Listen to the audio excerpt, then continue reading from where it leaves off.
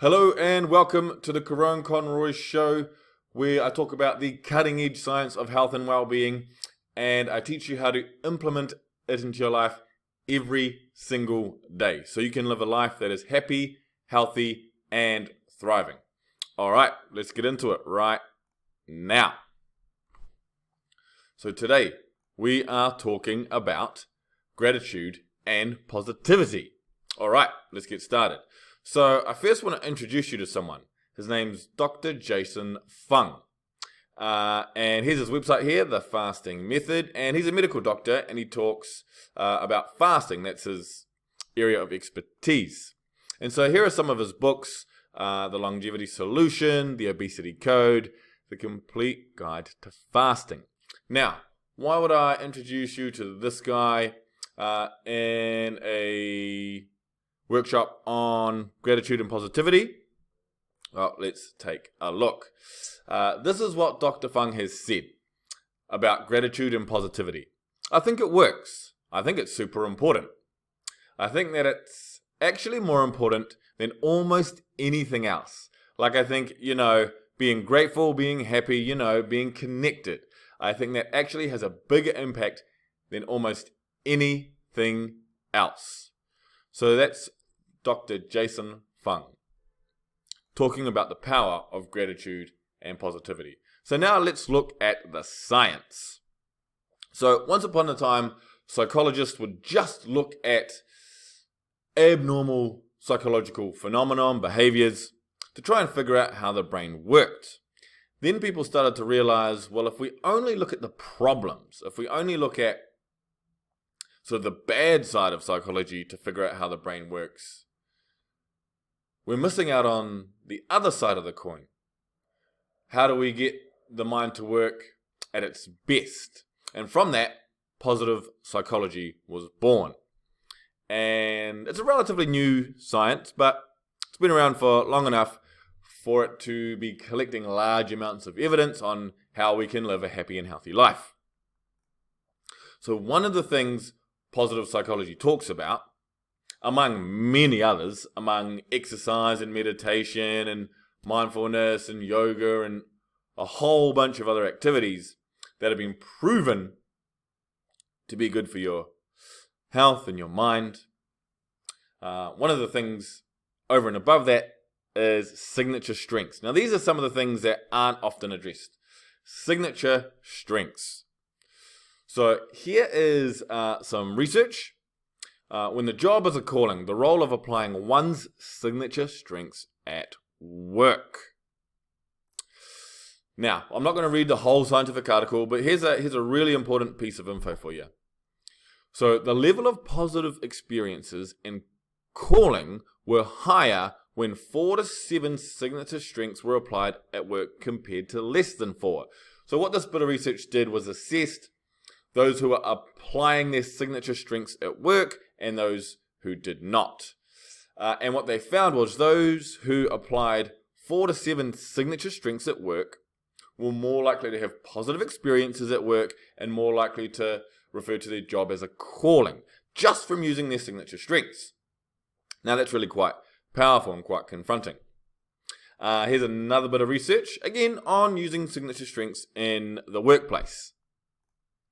So, as hypothesized, using strengths at work was associated with productivity, organizational citizenship behavior, and job satisfaction. And these were mediated by a higher positive emotions and engagement.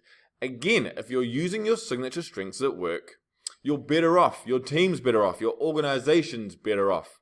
Now, I know we talk about working on our weaknesses and things like that. For me, it's much more of a priority to be focusing on your strengths. And when you're working in a team, ideally the different members of your team will complement each other's strengths and weaknesses. So you can really focus on using your signature strengths in the workplace. So how do you find your signature strengths? Super easy. Here's a screenshot of me literally Googling signature strengths test. And the first one that came up, I've used myself. And I know a lot of other organizations in the space And researchers in the space as well use this test as well. So it's just viacharacter.org. But again, if you just Google signature strengths test, find one that you resonate with, that works for you, and highlights your signature strengths, and really focus on building those strengths into your life more. All right, another area of positive psychology that isn't talked about that much is service. Serving others, putting others at the center of what you do. All right, now here's one of my favorite pieces of research across anything I've ever studied, and that looks at pro-social spending and well-being, cross-cultural evidence for a psychological universal. Now, this research was done by a plethora of different universities. You got the University of British Columbia. You have researchers out of Milwaukee, Oregon, out of Makerere University. You've got Cape Town University. You've got Mbabra University of Science and Technology. You've got Harvard University, McGill University. All come together to look at pro-social spending and well-being across countries, across cultures, across income types. All of these things have been taken into account in this bit of research. And here's one of the key findings. Taken together, the present studies provide the first evidence for a possible psychological universal. Human beings around the world experience emotional reward for using their financial resources to benefit others. It's as simple as that. Here's another bit of research looking at spending money on others and at promoting happiness from Elizabeth Dunn, Lara Aknin, and Michael Norden. And their research has found, finally, participants who were randomly assigned to spend money on others experienced greater happiness than those assigned to spend money on themselves.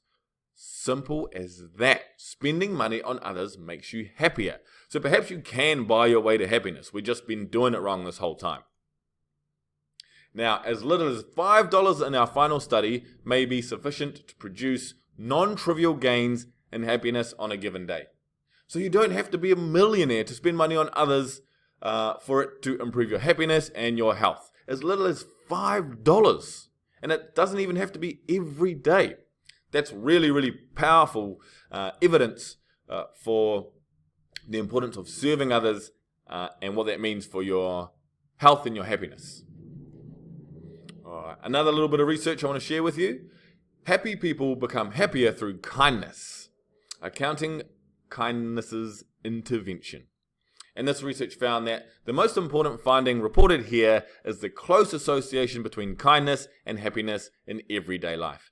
If you are a kind-hearted person, if kindness is at the heart of what you do, you will be happier in life. Simple as that. All right. So, we've talked about signature strengths and service. What else can we implement in our lives around gratitude and positivity?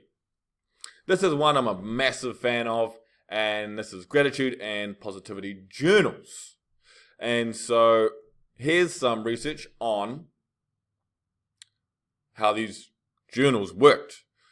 So this research is looking at the positive psychology progress, and one of the interventions they tried was this thing called the 3 good things in life.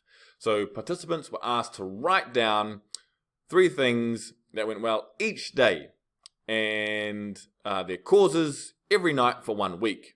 In addition, they were asked to provide a causal explanation for each good thing. So this is what they were asked to do. Just write about 3 good things in their life. Really, really simple. And these are the results. So here we have happiness on the y-axis, and we have the period after on the X. So we have the pre-test, post-test, 1 week, 1 month, 3 months, and 6 months. We have a group, 59 people, who did the 3 good things intervention, where they wrote about 3 good things. And here, 70 people, they just wrote about their day. All right. And as we can see here, we have dramatic increases on the happiness scale for the group that did the 3 good things intervention. So that's quite confronting, quite powerful. Just writing about good things in your life increases your happiness. Simple as that. Now, participants in the 3 Good Things exercise began to show beneficial effects 1 month following the post-test. At the 1 month follow-up, participants in this exercise were happier and less depressed than they had been at baseline. They stayed happier and less depressed at the 3 months and 6 months follow-ups. All right, now here's another quick graph I want to share with you. Again, the black bars are the group who did the 3 Good Things intervention, and the white bars are a placebo. And on the y-axis here, we have depressive symptoms. So this is your likeliness or your tendency to show depressive symptoms. And here we can see the group who did the 3 Good Things intervention were just normal before the test. And when they began doing it during the test 1 week after, 1 month after, 3 months after, and 6 months after, there is a dramatic decrease in depressive symptoms. That's a really, really powerful technique that you can use if you're struggling, not with depression, but just with depressive symptoms. If you aren't quite firing on all cylinders, this is something that you can do and has been proven to work. And if you are suffering from depression, this is a strategy you can build into your life as well. Really, really simple. Writing about 3 good things in your day can boost happiness and help decrease depression. Simple as that. All right, now how does this work? It works on this idea of priming. Now what priming does is priming works on the part of your brain that you can't access. It has a number of different names: the adaptive unconscious, the adaptive non-conscious, and this subconscious brain makes up about 95% of what's going on in between your ears. Now that little voice in your head, that your conscious mind, that makes up about 5% of your mind. Now, I've seen different numbers depending on where I do my research, but the point is the vast majority of your mind is out of your conscious reach. So that little voice in your head can't access the unconscious mind. But activities like this, priming activities, can access it. And priming works, that's why advertisers do it. That's why companies advertise to you constantly. So they can wrangle into that part of your brain, and without thinking about it, you buy their product or their service, whatever it may be. All right. So that's how priming works, okay? It works its way into the neurons of your mind. Okay, now here's a little quote I just wanted to share with you about gratitude. Okay. So, be thankful for what you have. You'll end up having more. If you concentrate on what you don't have, you'll never ever have enough. And that's from the amazing Oprah Winfrey. All right, another strategy that you can use is called a gratitude visit. Now here's the research again, with a whole plethora of different researchers from the University of Pennsylvania, the University of Rhode Island, the University of Michigan. This is the same study that actually looked at the 3 good things. So this study also looked at a gratitude visit. Now, a gratitude visit is where participants were given 1 week to write and deliver a letter of gratitude in person to someone who had been especially kind to them but had never been properly thanked. Okay? So all you do is you write a letter thanking someone for being amazing, being a part of your life or something that they've done. That's all you do. And you deliver it and read it to them in person. Okay? Simple. Right, let's look at the results. So again, here we have the happiness scale. The black bars are the group who did the gratitude visit, and the white bars are a group who did just a simple task not centered around gratitude. And as you can see, before the test, both groups were as happy as each other. After the test, the group who completed the gratitude visit were much, much higher. Clearly, obviously, massive jumps in their happiness scores. And as you can see, 1 month after the gratitude visit, we still have a dramatic increase in gratitude scores compared to your normal everyday group. And this lasts even up to 3 months. And then at 6 months, we're back to what they call baseline. You're just everyday level of happiness. So a gratitude visit significantly increases your happiness for between 3 and 6 months. By about 6 months, it's back to about normal. And by then, time to do another gratitude visit to someone else, right? Really that simple. So, participants in the gratitude visit condition were happier and less depressed. In fact, participants in the gratitude visit condition showed the largest positive changes in the whole study. Now, here's a look at, again, the gratitude visit are in the black bars and the placebo group are in the white bars. And here we have depressive symptoms. Whether you're suffering from depression or not is irrelevant. It's if you're displaying depressive symptoms, which we all do from time to time. Absolutely. So here we have the pre-test. Both groups are at what they call baseline, pretty standard. And then post-test, after the gratitude visit, a dramatic decrease in depressive symptoms. 1 week after that, 1 month after that, still a dramatic decrease in depressive symptoms. And after 3 months, we're back to baseline with things being sort of fully even again after 6 months. So again, a clear indication of how powerful this gratitude visit, this very simple strategy is. Now, how does this all influence your health and well-being? And so I want to talk to you about this guy. His name is Jean-Baptiste Lamarck. Now, the biologist out there, or the evolutionary biologist out there, will have heard of Lamarck before. Now, Lamarck proposed the idea that the environment influenced the genes.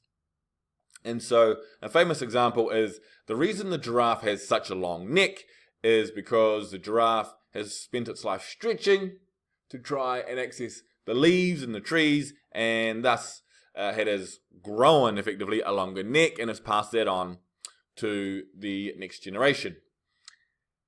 Then Charles Darwin proposed his theory of evolution, and more or less Jean-Baptiste Lamarck was laughed out of the room. Then we discover epigenetics. So epigenetics most often involves changes that affect gene activity and expression. Okay, so epigenetics are changes in the activity of your genes and the expression of your genes. So the expression of genes in an organism can be influenced by the environment. Hold on a minute.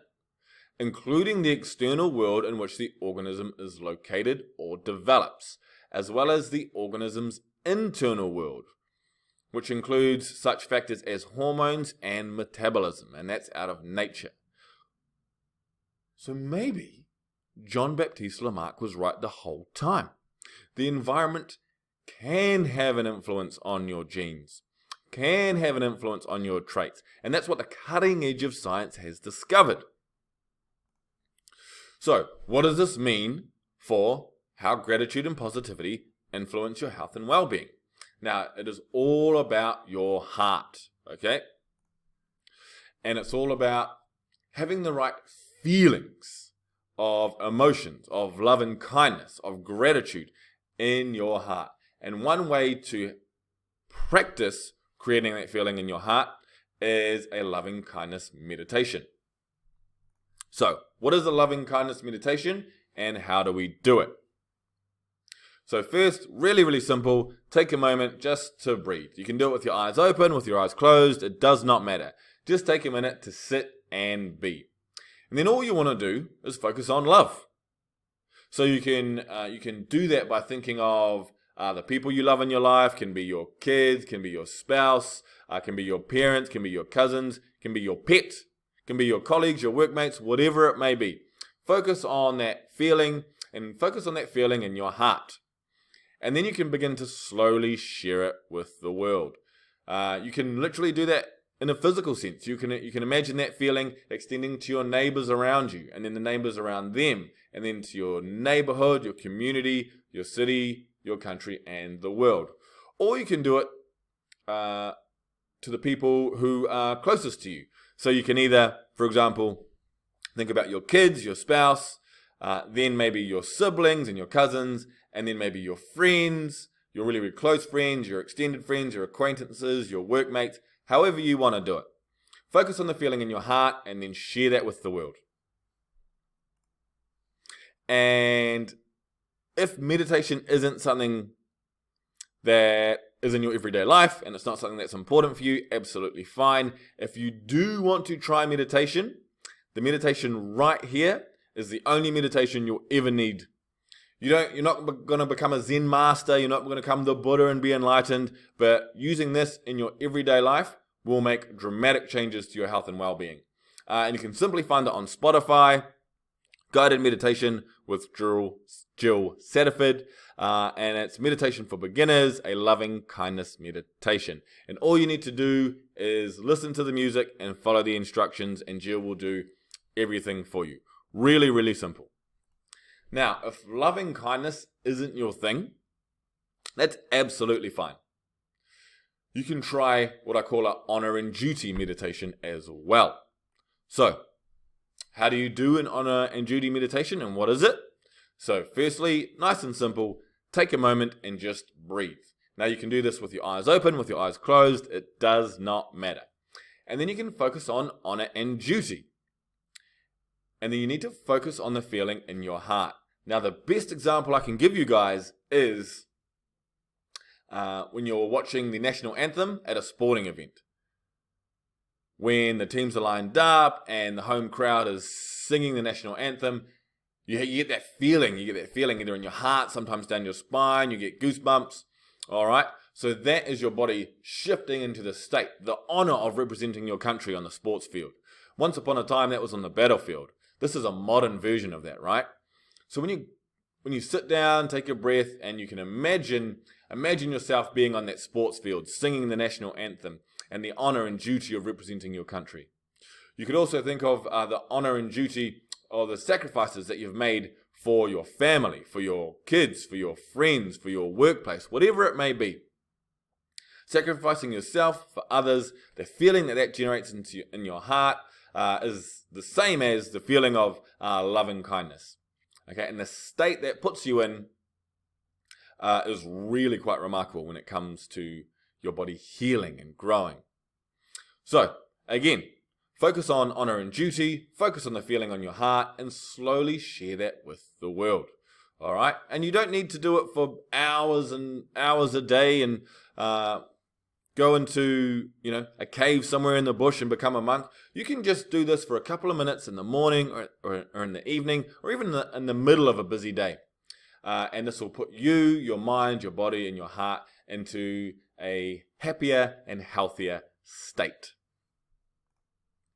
Okay, so as I was saying, it's about the heart. You want to put your heart into a state of healing. So if you imagine you're watching a horror movie and the rhythm or pattern of your heart when you're watching that, right? Effectively, you're in a state of fear or panic. Then let's say you're watching a romance movie, right? And you're watching a young couple fall in love, whatever it may be. And the feeling that beautiful story has in your heart. That puts you in a completely different state. Now, that's the state of healing. That's the state of growing. So the hormones that are released in that state help your body clean out the waste that it doesn't need, helps your body heal and grow. Now, the science behind that is quite technical, and we won't get into it today. But that's how the loving kindness and honor and duty meditations work, by getting your heart into this state where you're healing and growing. And that's what all these positive psychology practices, gratitude and positivity journaling, they help you shift into that state. Now, these states that I'm talking about are similar to the parasympathetic state, right? Which is the rest and digest state. So very, very similar. So what's next? It's important that you know knowledge is powerless. Action is power. All right? Information is useful. Knowledge is helpful. Action is powerful. All right? None of this is useful if you don't act. So, what are some of the actions you can do? Using your signature strengths in the workplace. Really, really simple. First, discover what your signature strengths are, and then find a way to build them into your life more and more every day. Serving others is really important. Pro-social spending. So, next time you have a bad day, often when we have a bad day, we want to treat ourselves, right? Shout out Parks and Rec, treat yourself, okay? I think that's misguided, and the science would agree with me. Next time you have a bad day, don't focus on treating yourself, focus on treating your friends, treating your family, right? Treating others. Just as something as simple as buying someone else a coffee, taking them out for lunch, taking them out to get your nails did, whatever it may be, all right? Serving others is another action you can take. Gratitude and positivity journal, we talked about that. 3 good things each day in the morning and at night. It could be a gratitude visit. All right, I'm due for a gratitude visit now.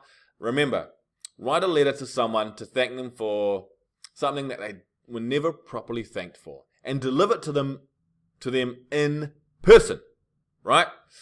And if you really want to take it to the next level, you can incorporate a loving kindness meditation into your day, or an honor and duty meditation into your day.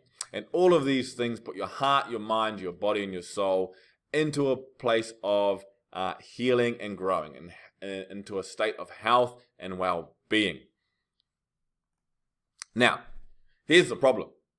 People often optimize before they realize. What I mean by that is when they're trying to integrate something new into their lives, they want to get it perfect before they even start. So I'll use the example of people joining the gym. So they want to find the gym that's perfect for them, either closest to home or closest to the workplace. They want to find the classes that work perfectly with their schedule. All right, so maybe it's a yoga class, maybe it's a weight class. And they want to find the gym that has the classes that fit perfectly with their weekly schedule, whatever it may be. Then they want to look for the new pair of gym shoes, maybe the new pair of tights, and some new gym clothes. And they haven't even started. So people often try and optimize this gym experience before it's even real in their life. People try and optimize before they realize. Now, that's the wrong way to go about things. What I want you to do is I want you to realize before you optimize. Something needs to be real in your life before you try and improve it. So whatever it is you want to do, if you want to integrate a gratitude journal into your practice, okay, just get it started as minimally as possible. So instead of writing about 3 good things each day, just write about 1 good thing each day. And do that for 2 weeks. And in this 2 weeks, try and find the time that works best for you. Maybe it's the morning. Maybe it's the evening just before you go to bed. Maybe it's in the middle of your day. Whenever you can find time to write about just 1 good thing, then once you have that established in your life, once it's real in your life, then you can try and optimize it. And by that, I mean you can extend it to writing the 3 good things. All right? And then from there, there's a number of ways to extend your gratitude journaling practice. You can have an unscripted journal where you just write down all the things you're grateful for. Whatever it may be, the important point here is you must realize something in your life before you try and optimize it. It must be real before you optimize it. All right. So the focus here is master the art of showing up. All right. And so that's what I mentioned before, where you simply write 1 good thing in your life. Okay. If you want to start exercising, if you want to start running, put your shoes on and go for a walk for 5 minutes every day for 2 weeks. Just master the art of showing up. Then once something is real in your life, then you can work on optimizing it. Okay? So, really, really important. Oh. And the last thing I wanted to do is I just wanted to say there are only 2 ways to live your life. One is as though nothing is a miracle. The other is as though everything is a miracle. And that's from our friend Albert Einstein. And thank you. Thank you for watching my content. Thank you for watching this. I really wish you the best on your health and well-being journey.